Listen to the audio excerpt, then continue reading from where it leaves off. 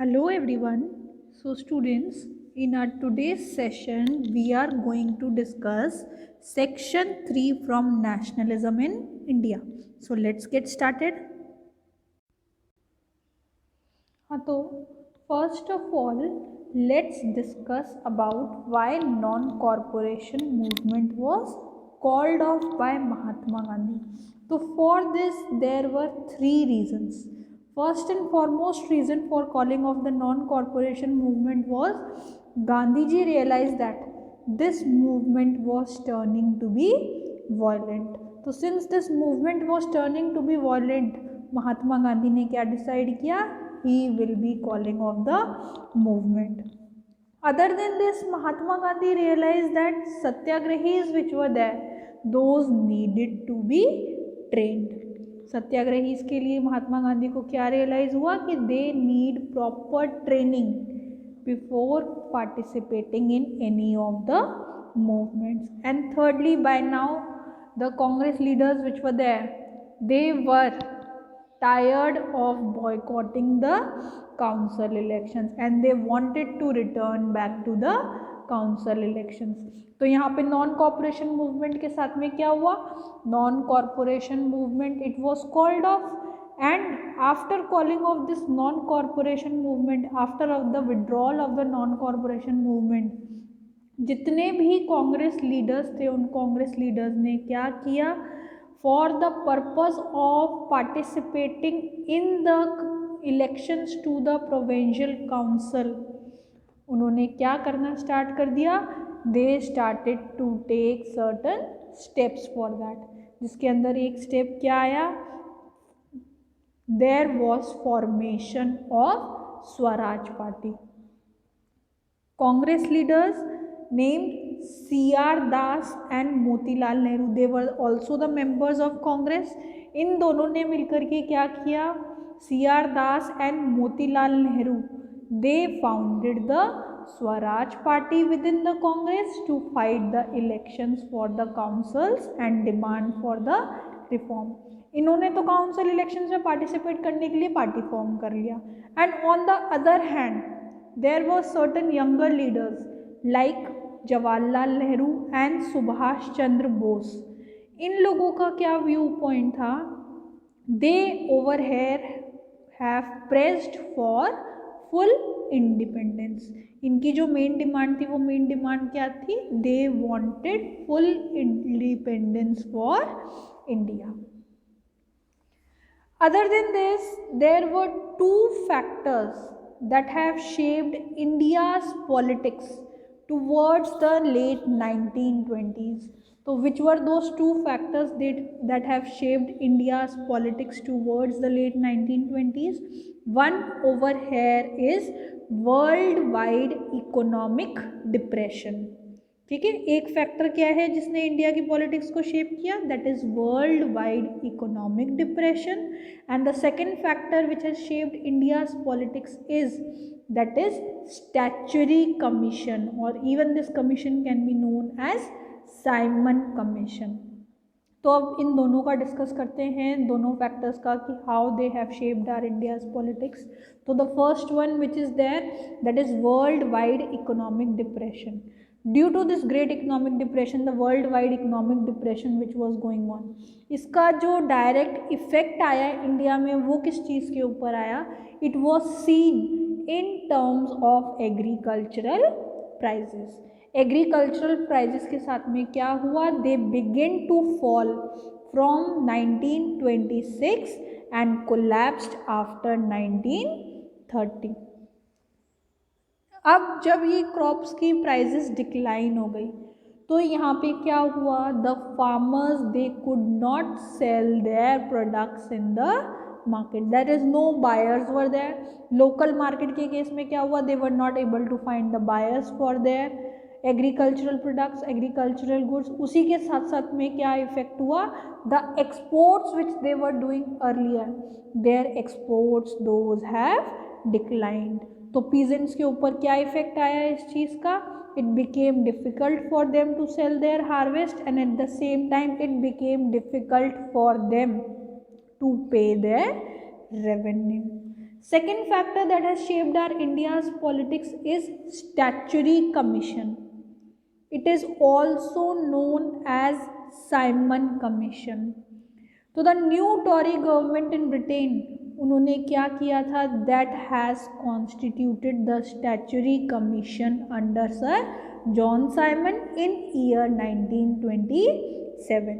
और इस कमीशन का जो मेन फंक्शन था ना, what was that main function of this commission, it was to look into the functioning of the constitutional system of India. हमारे India का जो कॉन्स्टिट्यूशनल सिस्टम था ना, उसकी फंक्शनिंग को देखना, उसको जज करना, ये किसका काम था, it was being assigned to this statutory commission. And even after looking at the constitutional system, यहाँ पे क्या करना था इसको, it has to suggest for the changes in the same. But this commission, it did not have a single Indian member. इसी वजह से इस कमीशन के लिए और क्या बोलते हैं कि that this commission was an all whites commission, and reason for that is this commission was not having the single Indian member. हाँ, तो since this commission it was not having any single Indian member, तो अब इस commission के साथ में actually क्या हुआ, when this commission, Simon Commission, it arrived in India in year 1928. So it was greeted with the slogan "Go back, Simon." That is, all the members of the commission, those were the British ones, they were not the Indian ones. They did not provide any hope for Swaraj to the Indians. तो finally जब ये commission India में आया, तब इस commission के साथ में क्या हुआ, it was greeted with the slogan "Go back, Simon." All the parties including Congress and Muslim League, अब उन्होंने क्या करना स्टार्ट कर दिया, they started to participate in the demonstrations, protests, ये होने लग गए हमारे कंट्री के वेरियस पार्ट्स में. Since demonstrations and protests those were there, तो यहाँ पे the person named Lord Irwin, that is Viceroy, he was the Viceroy, Lord Irwin. What was done by this person, he announced in October 1929 a vague offer of dominion status for Indians in an unspecified future, and the round table conference was being organized to discuss the future constitution. But Indians के साथ में यहाँ पे क्या हुआ, specifically about Congress, if we are going to talk of, they were unsatisfied of this dominion status. यहाँ पे मैं बार बार बोल रही हूँ dominion status. तो what is meaning of this term dominion status, क्या meaning है मेरा इससे dominion status से. This means over here full control और सुप्रीम पावर्स की. यहाँ पे ब्रिटिशर्स ने क्या डिसाइड करा कि they will be organising a round table conference, और उस राउंड टेबल कॉन्फ्रेंस में वो क्या डिस्कस करेंगे कि फ्यूचर कैसा होगा इंडिया का, whether the Indians they will be given full control और सुप्रीम पावर्स और not in the future. Future में मतलब इंडियंस को क्या इन्फ्लुएंस करने की कोशिश करी कि फ्यूचर में, अनस्पेसिफाइड फ्यूचर में, अनप्रिडिक्टेड फ्यूचर में क्या हो सकता है, you might be given dominion status in the country. But यहाँ पे इसकी वजह से क्या हुआ, the Congress leaders which were there, they were not satisfied by this, and there were certain leaders named as Jawaharlal Nehru and Subhash Chandra Bose. मैंने पहले भी बताया इनका क्या व्यू पॉइंट था, they wanted full independence for our country. तो यहाँ पे क्या हुआ, again the Congress session was held in year 1929. This session is popularly known as the Lahore Congress session of year 1929. इस Lahore Congress session of year 1929 में क्या हुआ, this was conducted under the presidentship of Jawaharlal Nehru. और यहाँ पे जवाहरलाल नेहरू ने क्या कंसर्न शो करी along with the Congress members which were there, उन्होंने फाइनली यहाँ पे क्या डिसाइड किया, they over here have formalized the demand for Purna Swaraj और full independence for India. That is इस चीज़ को बेस बना करके कांग्रेस ने यहाँ पे क्या किया, Congress it has declared Purna Swaraj as its aim, and it was decided that 26th January every year it will be celebrated as the Independence Day. अब यहाँ ये डिसाइड तो कर लिया, celebrations those were there, but these celebrations they have attracted very little attention. So यहाँ पे महात्मा गांधी ने क्या किया, he had to find a way to relate this abstract idea of freedom to more concrete issues of everyday life. Mahatma Gandhi को यहाँ पे finally क्या लगा कि इन सारी चीज़ों से कुछ नहीं होने वाला, like that we are celebrating the independence day and like that we are doing the things, इनसे कुछ नहीं होगा, हमें क्या करना पड़ेगा, we have to search upon some other way to get independence for India.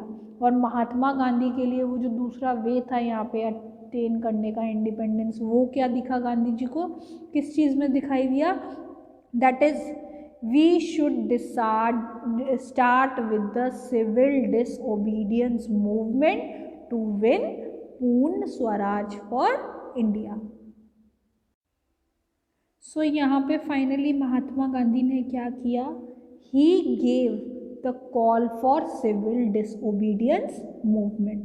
और गांधी जी ने किस चीज़ को चूज़ किया to start this civil disobedience movement, that is he over here has chosen salt as the symbol of unity of the nation. क्यों salt, why only salt, और कुछ भी तो चूज कर सकते थे, why he has only chosen salt, what is the reason for that? Reason for that was, एक तो ये तो सबको पता ही है कि ऐसा थोड़ी है कि कोई पर्सन रिच है तो उसको सॉल्ट कंज्यूम करने की ज़रूरत नहीं है, that is not so. Salt क्या है, it is something which is consumed by both rich and poor alike, whether the person is rich, whether the person is poor, सभी को क्या है, they need salt to satisfy their need. तो यहाँ पे गांधी जी ने सॉल्ट को चूज़ किया. क्यों चूज़ किया, क्योंकि ये क्या है, it is one of the essential item of food, whether the person is rich whether the person is poor, consume तो करेंगे ही ना उस को. बट यहाँ पे गवर्नमेंट ने क्या कर रखा था, British government it had the monopoly over its production, कि जो यहाँ पे सॉल्ट का प्रोडक्शन है वो किसके कंट्रोल में था, the production of salt it was in the control of the British government.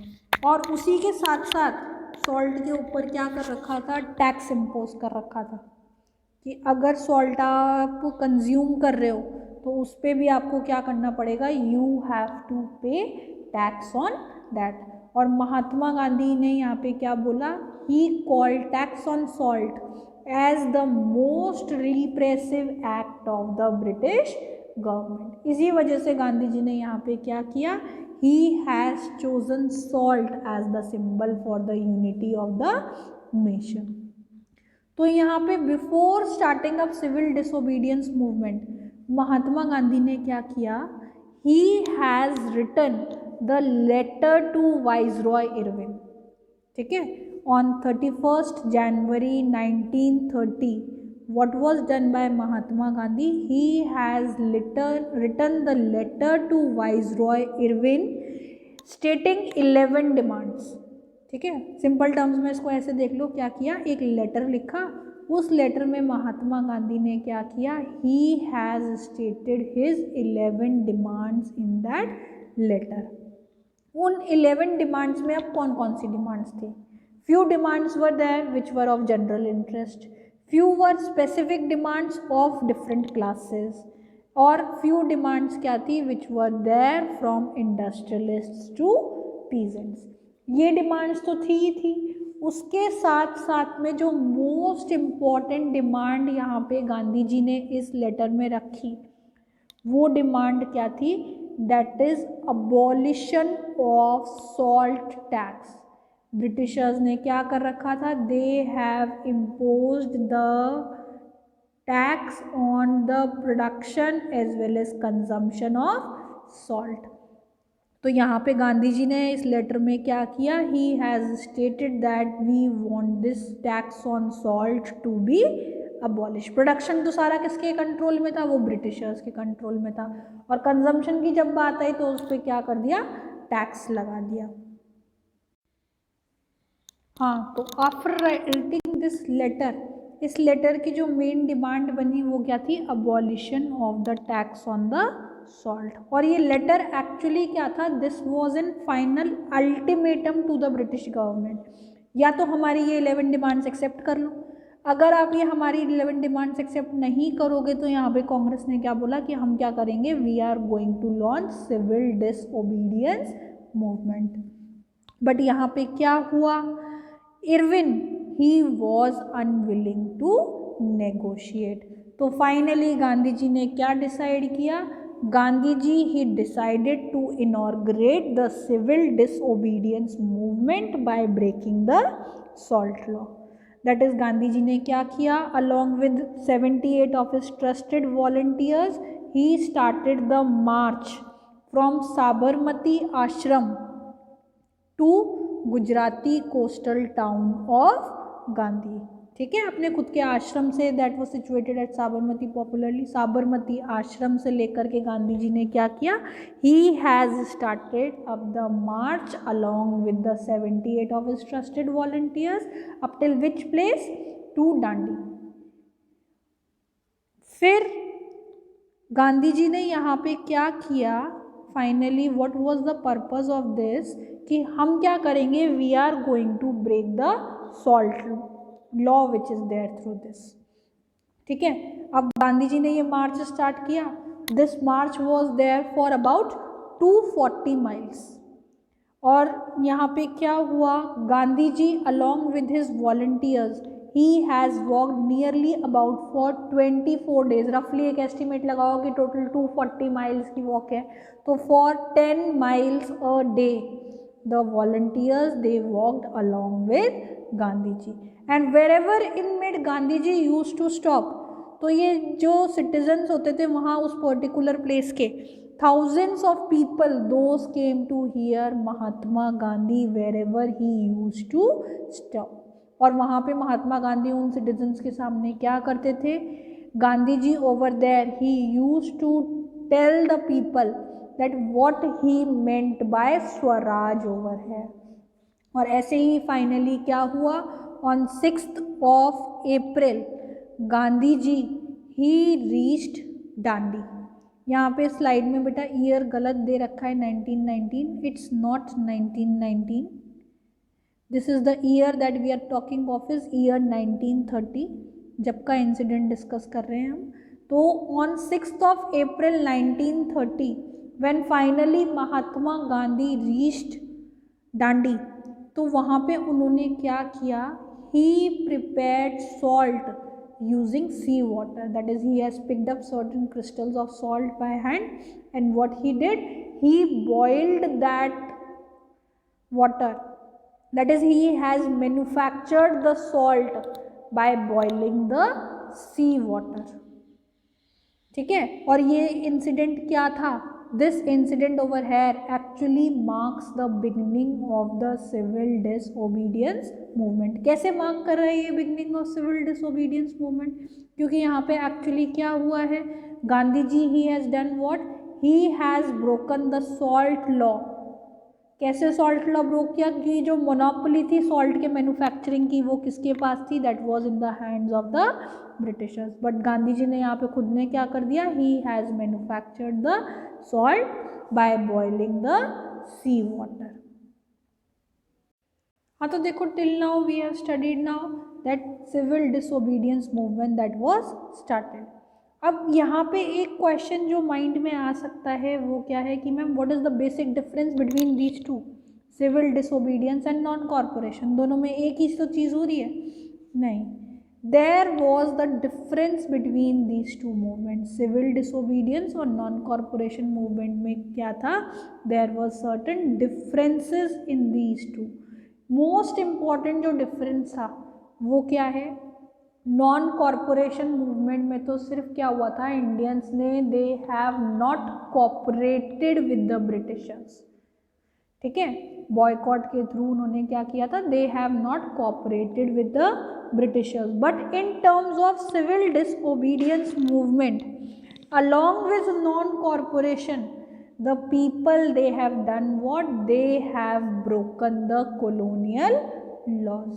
That is, people they refuse to cooperate with the British government during the non-corporation movement, but यहाँ पे civil disobedience movement में क्या हुआ, people they broke the laws during the civil disobedience movement.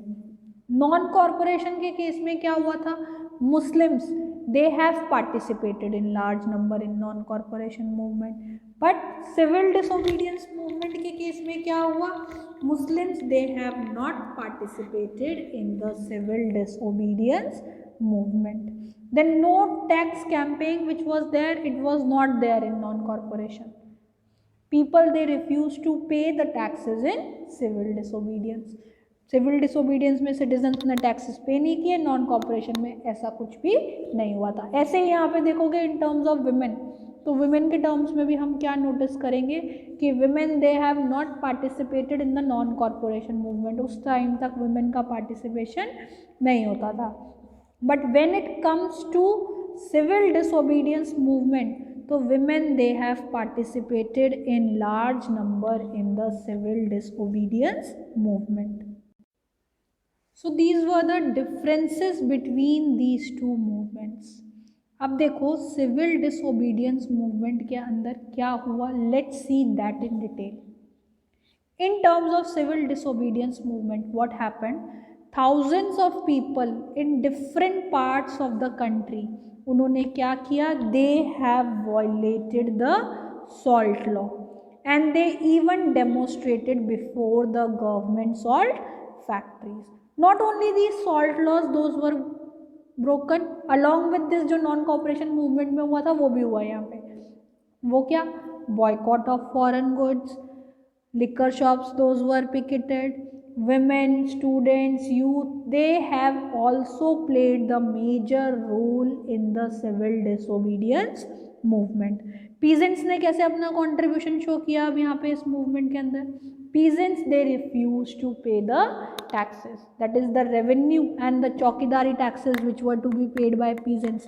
peasants ने क्या कर दिया, they have refused to pay those chowkidari taxes. Village officials ने क्या किया, the village officials they have resigned and in many places the forest people they have done what, they have violated the forest laws.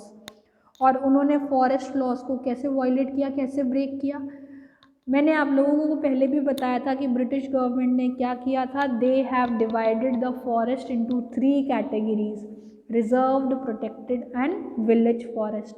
तो यहाँ पे Indians ने क्या किया, they do not were having the right to enter in this reserve forest area. But जब ये civil disobedience movement हुआ ना, तो इसके अंडर इंडियंस ने क्या करना स्टार्ट कर दिया, they started to enter in those reserved forest area to collect wood, graze their cattle over there in the reserve forest area.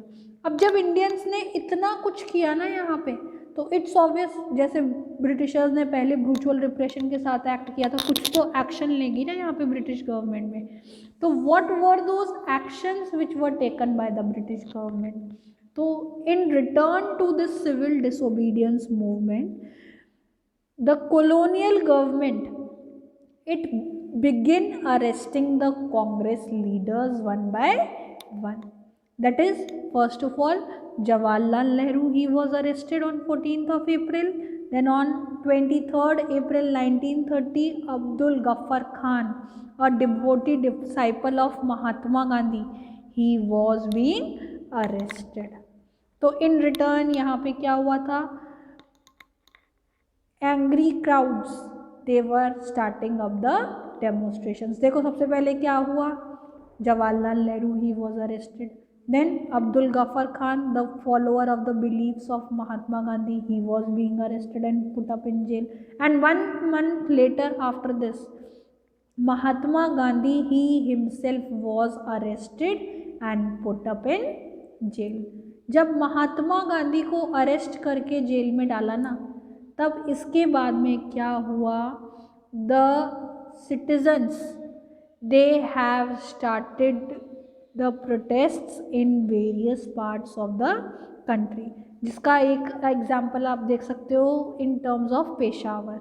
Angry crowds ने क्या किया, they have demonstrated in the streets of Peshawar.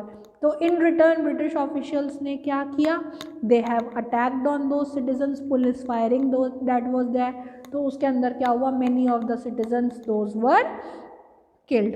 फिर जब गांधी जी को arrest किया तो इसकी वजह से अब सिटीजन्स ने अपोज कैसे शो किया, the industrial workers in Solapur they have attacked the police post, municipal buildings, law courts and the railway stations which were there. अब यहाँ पे क्या दिख रहा है इन सारी चीज़ों से कि everywhere what was happening, this movement it was turning to be violent. Since this movement was turning to be violent, और यहाँ पे ये सारी चीज़ें ब्रिटिशर्स ने तो सिर्फ क्या किया, अरेस्ट करके जेल में डाला। तो इन रिटर्न इंडियंस का क्या रिएक्शन आया, they started to make attacks on various parts. तो यहाँ पे अब ये जो फ्राइटेंड ब्रिटिश गवर्नमेंट थी, इन्होंने क्या किया, they acted with brutal repression over है।